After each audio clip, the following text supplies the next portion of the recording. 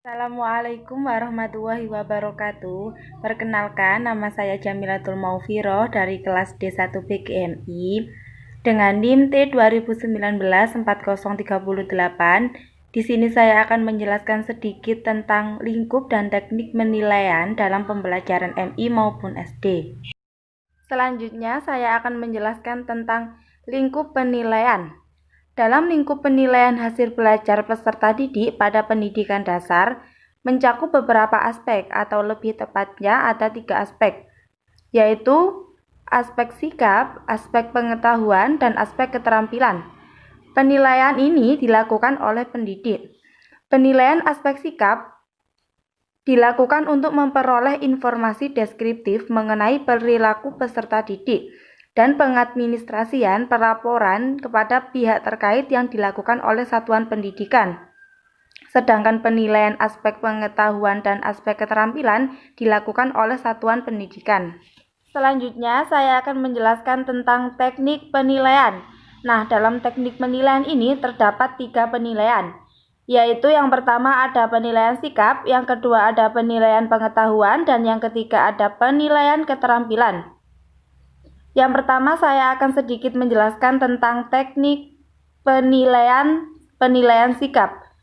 Penilaian sikap dimaksudkan sebagai penilaian terhadap perilaku peserta didik dalam proses pembelajaran yang meliputi sikap spiritual dan sikap sosial. Penilaian sikap ini lebih ditunjukkan untuk membina perilaku dalam rangka pembentukan karakter peserta didik. Sikap spiritual atau kompetensi sikap spiritual yang akan diamati adalah menerima, menjalankan, dan menghargai ajaran agama yang dianutnya. Sedangkan kompetensi sikap sosial yang akan diamati mencakup perilaku, yaitu jujur, disiplin, tanggung jawab, santun, peduli, dan percaya diri dalam berinteraksi dengan keluarga, teman, guru, tetangga, dan negara. Dalam pelaksanaannya, penilaian sikap ini, pendidik dapat merencanakan indikator sikap yang akan diamati, sesuai dengan karakteristik proses pembelajaran yang akan dilakukan. Misalnya saja perilaku kerjasama dalam diskusi kelompok dan kerapihan dalam praktikum. Selain itu, penilaian sikap dapat dilakukan tanpa perencanaan. Misalnya saja perilaku yang muncul tidak terduga selama proses pembelajaran dan di luar proses pembelajaran. Hasil pengamatan perilaku kemudian ditulis dan dicatat dalam jurnal. Penilaian sikap dilakukan oleh guru kelas, guru mata pelajaran agama, guru PJOK. Guru kelas mengumpulkan data hasil dari penilaian sikap yang dilakukan oleh mata guru pelajaran lain, kemudian merangkum dan mendeskripsikannya. Bukan berbentuk angka ataupun skala, tetapi bentuk deskripsi. Hasil akhir penilaian sikap diolah menjadi deskripsi yang dituliskan di dalam rapor peserta didik. Nah, di gambar ini ada juga gambar skema penilaian sikap yang bisa. Selanjutnya, saya akan menjelaskan tentang penilaian pengetahuan. Penilaian pengetahuan dilakukan dengan cara mengukur penguasaan peserta didik yang mencakup dimensi pengetahuan faktual, konseptual, prosedural, dan metakognisi dalam berbagai tingkatan proses berpikir. Prosedur penilaian pengetahuan dimulai dari penyusunan perencanaan, pengembangan instrumen penilaian, pelaksanaan penilaian, pengolahan, dan pelaporan, serta pemanfaatan hasil penilaian.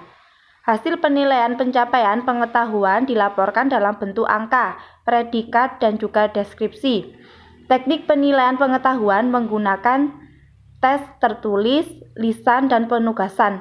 Apa sih tes-tes tersebut?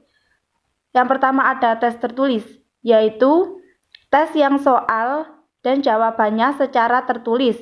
Jadi ditulis, antara lain bisa berupa pilihan ganda, isian, benar salah, menjodohkan, dan uraian. Tes lisan berupa pernyataan-pernyataan atau pertanyaan-pertanyaan, perintah, kuis yang diberikan pendidik secara lisan, kemudian oleh si peserta didik merespon pertanyaan tersebut secara lisan. Yang ketiga, penugasan. Penugasan adalah pemberian tugas kepada peserta didik untuk mengukur pengetahuan dan memfasilitasi peserta didik memperoleh atau meningkatkan pengetahuan. Nah, di samping juga ada gambar skema penilaian pengetahuan. Selanjutnya, yang terakhir saya akan menjelaskan tentang penilaian keterampilan. Penilaian keterampilan dilakukan dengan teknik penilaian kinerja, penilaian proyek, dan juga penilaian portofolio. Penilaian keterampilan menggunakan angka dengan rentang skor 0 sampai dengan 100, predikat, dan deskripsi. Apa sih penilaian-penilaian tersebut? Yang pertama ada penilaian kinerja, yaitu penilaian yang menuntut peserta didik untuk mendemonstrasikan dan mengaplikasikan pengetahuannya ke dalam berbagai macam konteks sesuai dengan kriteria yang diinginkan. Yang kedua, penilaian proyek merupakan kegiatan penilaian terhadap suatu tugas yang harus diselesaikan dalam periode atau waktu tertentu. Yang ketiga, portofolio merupakan kumpulan dokumen hasil penilaian, penghargaan, dan juga karya peserta didik dalam bidang tertentu yang mencerminkan perkembangan reflektif integratif dalam kurun waktu tertentu. Dalam gambar di samping juga ada skema penilaian keterampilan. Terima kasih. Mohon maaf jika banyak kesalahan kata. Terima kasih untuk yang menyaksikan video ini. Semoga video ini bermanfaat. Wassalamualaikum warahmatullahi wabarakatuh.